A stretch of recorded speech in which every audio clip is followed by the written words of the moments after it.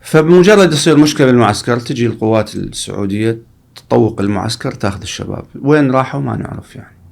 أي فصارت أكثر من مرة يعني. وكان أكو نوع تنسيق بين المخابرات العراقية، وبعدين يلا اكتشفنا أنه وأمراء المعسكر، وكان تبادل يتم أصلا. حتى قوات كبار كانوا بالانتفاضة بدلوهم أجلكم الله ببطل عرق يعني يجي لأن السعودية كان ممنوع بها الخمر يعني نوعا ما.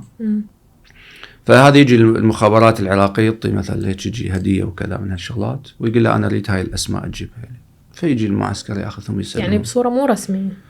لا مو هي بس الدولة كانت تدري حتما عندها مخابرات. بس حسب يعني أنا حسب يعني قرأت أنه بصورة رسمية أصلا تم تسليم هذا الأفراد. أما على مستوى المعسكر لا، مستوى المعسكر لا، بعد يصعدونهم سيارات ويودونهم رسميا إلى النظام، يعطونهم رسميا إلى النظام.